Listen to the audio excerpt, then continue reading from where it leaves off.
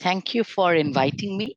Thank you for holding this space and this platform for my perspective on the pluriverse and why it is important.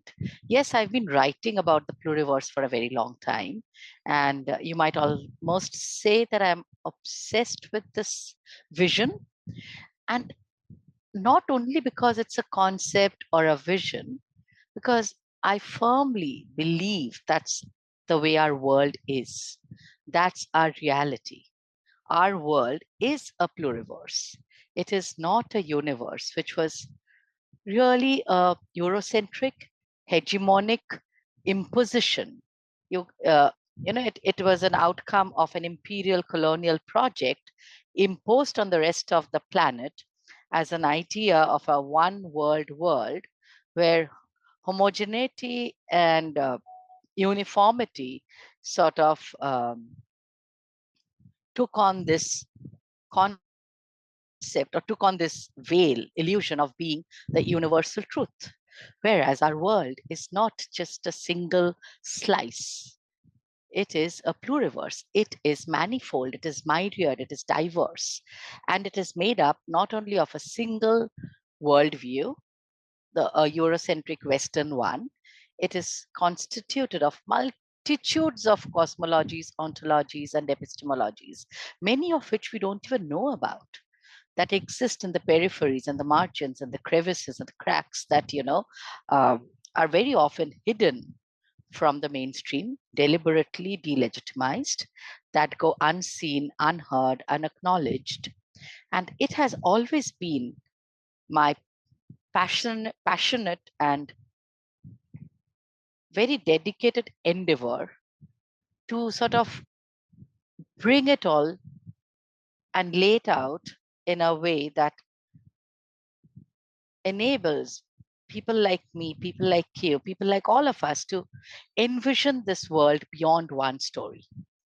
Now, I completely acknowledge that it is impossible for anyone, for me, just researching and reflecting and reading and dialoguing and writing to even know a millionth of what really exists out there. I don't. But I try to imagine a world of plenty because I know it's plentiful. I know it is myriad. And that is supported by what has been left out of the mainstream hegemonic narrative than what has been included. What has been included has been very deliberately sanitized, homogenized to fit a certain kind of hegemonic story.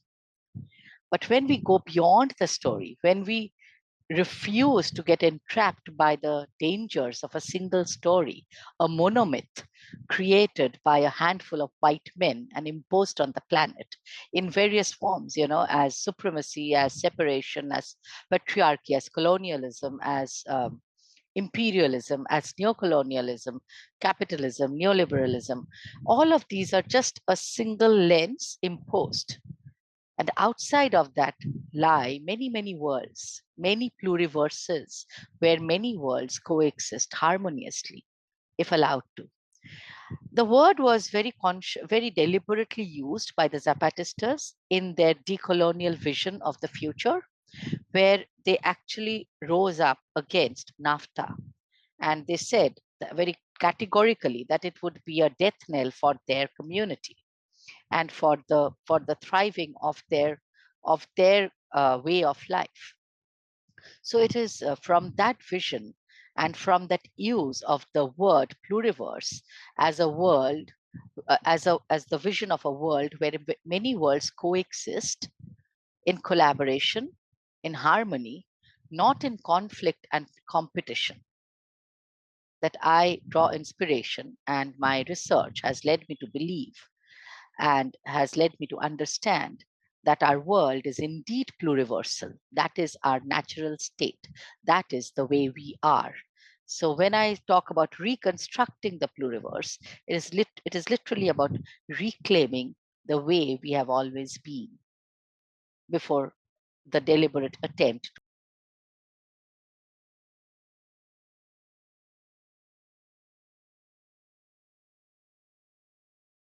So, when we talk about the future, very often, I mean, let's say foresight or, foresight thinking or futures planning or whatever word, whatever way it takes shape, we are often, I'm not saying always, but very often, we are building on or trying to rectify what exists in the now.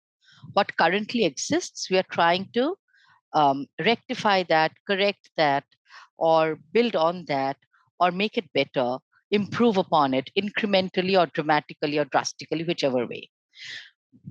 When I'm saying the futures, possible futures emanating from the vision of pluriversality, I'm talking of futures, envisioning futures that are not only radically different from the past, but that are actually heralding a change of era. When I say a change of era, I believe, and many others have written about it in different, using different words. I believe that we are on the cusp of a civilizational transition point.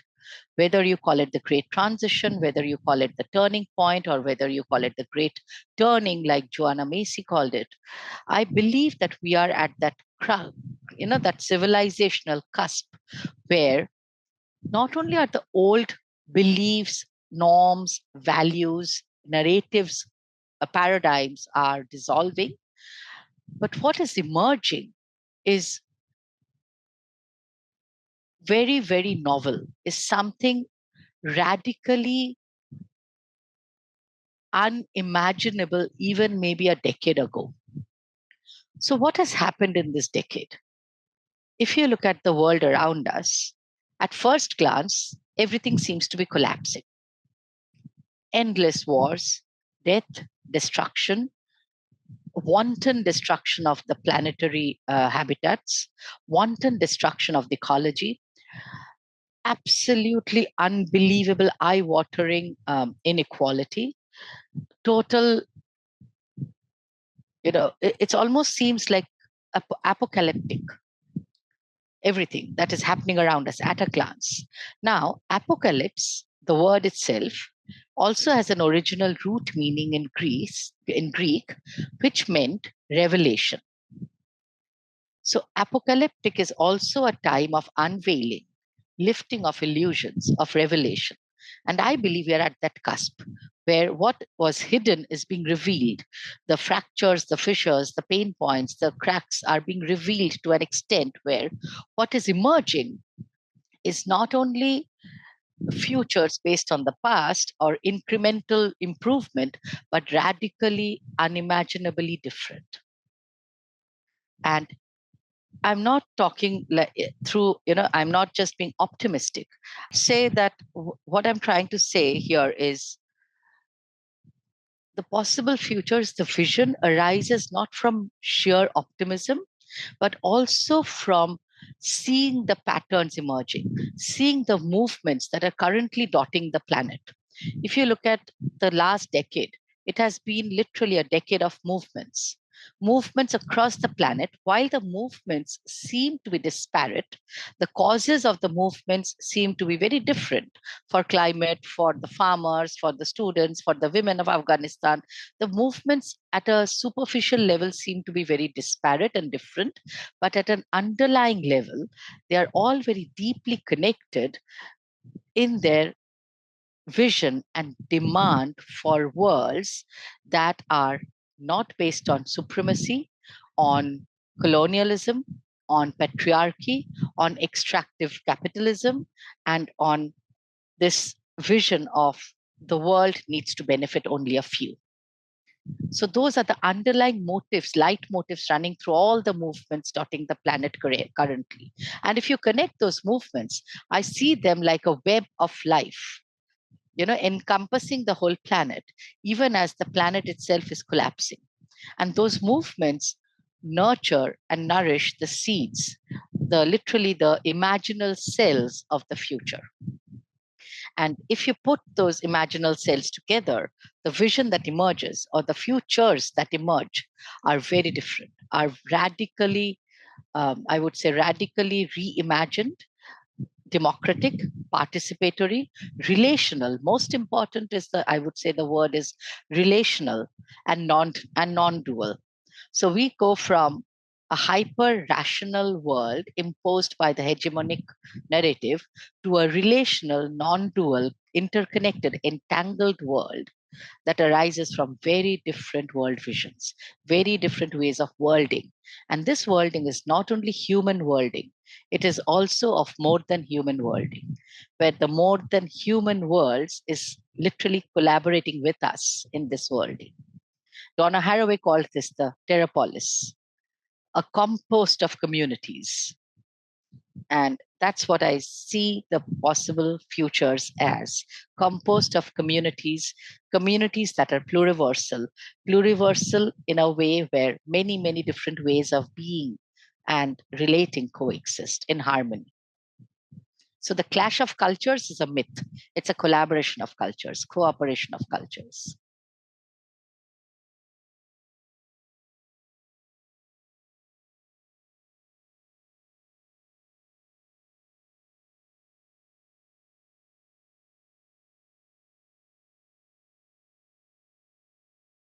My name is Dr.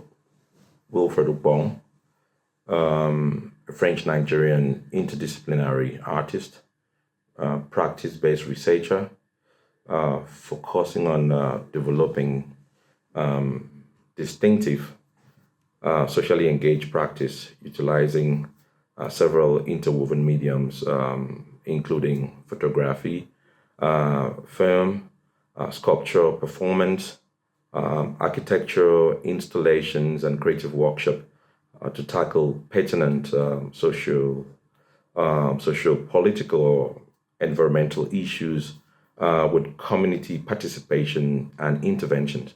I've been engaged in this sort of practice since the past 14 years, working mainly in Nigeria and in France and also in the UK.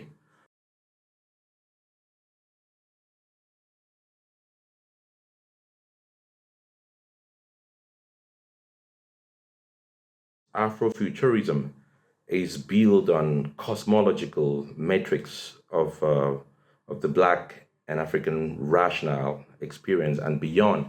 You know, in that case, it already challenges, the idea of single universal world order or paradigms, which is mainly formulated, which are sort of formulated from the Western worldview and highlights the radical differences on ontological and epistemological perspective.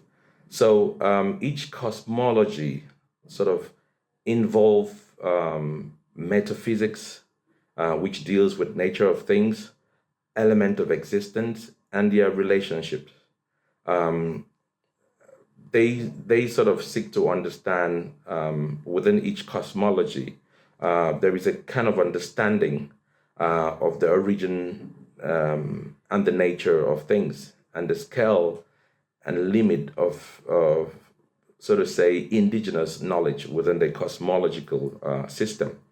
So, looking closely at the distinctive nature of one's regional or tribal cosmology, their matrix and belief systems, which are built on unique mythologies, religion, cultural, and natural ideologies, demands a radical refounding of our ways of thinking. What I'm saying is that it requires a transcendence of our disciplinary divisions, rethinking of canons of anthropology, social science, religion, political ecologies, and which takes into consideration the ontological and epistemological perspective of Black and African experience. So, in saying this, I would stress that when you look at different African tribal cosmology, whether it's the Yoruba, the Igbos, the Ifiki the Bantu, the Akan, cosmologies.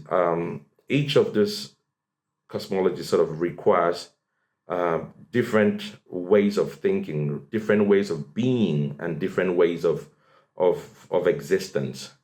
And this sort of challenges the dominant narrative of a single worldview, which the West has, or which has been built on colonial legacy, if you will.